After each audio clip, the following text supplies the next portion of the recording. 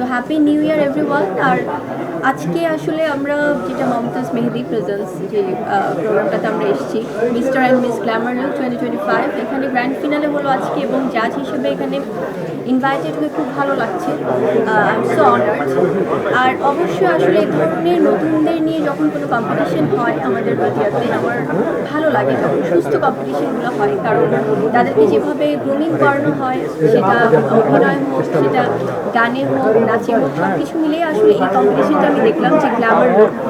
So যেভাবে তাদেরকে grooming করানো হলো এবং তারা যেভাবে পার্টিসিপেট করলেন, যেভাবে পারফর্ম করলেন, সত্যি ভীষণ প্রশংসনীয়। আমার মনে হয় যে সব চ্যানেল বা যারা যারা এই উদ্যোগগুলো নিচ্ছেন, অর্গানাইজার্স, সবার প্রতি আমার পক্ষ থেকে অনেক শুভকামনা। শুধুমাত্র কম্পিটিশনেই যেন সীমাবদ্ধ না থাকে, তাদেরকে যেন আমরা বিভিন্ন সেক্টরে পাই। আর আমি আসলে জাজ হিসেবে না, আমি বলবো যে একজন কলিগ হিসেবে, কারণ আমরাও যেটা দেখেছি যে আমরা একটা সময় সবাই কিন্তু নতুন থাকি, আস্তে আস্তে কাজ করে করে আমাদের এক্সপিরিয়েন্স হয়। সো আমার তাদের জন্য আমার পক্ষ থেকে অনেক অনেক ভালোবাসা এবং বেস্ট উইশেস। যারা চ্যাম্পিয়ন হয়েছে তাদের জন্য, আর যারা ফার্স্ট সেকেন্ড থার্ডে থাকতে পারেনি তাদের জন্য অনেক ভালোবাসা, কারণ তারাও কিন্তু, আমরা স্কুল কলেজে অনেক সময় দেখি যে ফার্স্ট সেকেন্ড থার্ড হলেই যে তারা জীবনে অনেক বেশি শাইন করে, তাও না। যারা অনেক পিছিয়ে থাকে তারাও কিন্তু লাইফে অনেক ভালো ভালো পজিশনে চলে যায়। তো সবার জন্য অনেক অনেক ভালোবাসা।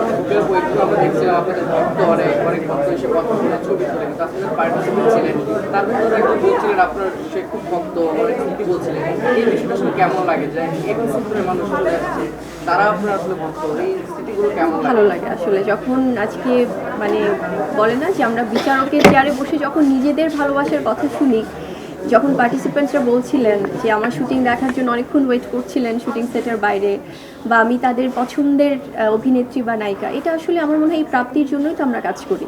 সো এর থেকে বড় পাওয়া আর একজন আর্টিস্ট হিসেবে আর কি হতে পারে। খুব ভালো লেগেছে।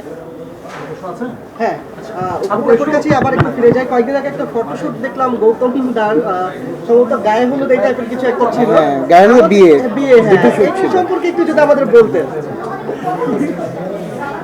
আচ্ছা, আমি দাদার কথা যেটা হয় আসলে আমি যেহেতু ফিল্ম অ্যাক্ট্রেস, আমার মানে বলে না যে মূল পরিচয়টাই হচ্ছে একজন অভিনেত্রী চলচ্চিত্রের।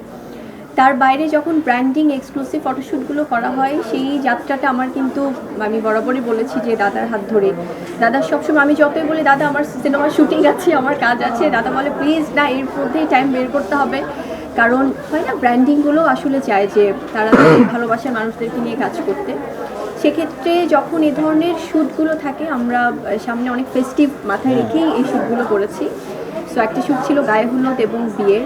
সো সব কিছু মিলে খুবই সবার পছন্দ হয়েছে এবং দাদা এতটা প্ল্যান করে, কারণ দাদা সবসময় জানে যে আমি যেহেতু মডেল না, মূলত আমি একজন অ্যাক্ট্রেস, সেটা মাথায় রেখে উনি অনেক ধরনের স্টোরি প্ল্যানিং করে, অনেক আলোচনা করে অনেক বেশি হার্ডওয়ার্ক করে। সো সেটার জন্য আমি বলবো যে দাদা স্পেশালি ধন্যবাদ আসলে পায় আমাদের সবার কাছ থেকে। এটা ড্রিমস বিউটি সেলুনের শ্যুট ছিল, খুব এক্সক্লুসিভ একটা শ্যুট ছিল, খুবই মানে অনেক কষ্ট করতে খুব হয়েছে। বুবলির সাথে আমার হয়তো দিনের পর দিন বা রাতের পর আমরা ডিসকাস করেছি যে বুবলি এই করতে চায়, ওই করতে চায়, এই করতে চাই, শেষ পর্যন্ত আমরা সাকসেস হয়েছি, অনেক আলোচনার পর সাকসেস হয়েছি, তাই না? একদম।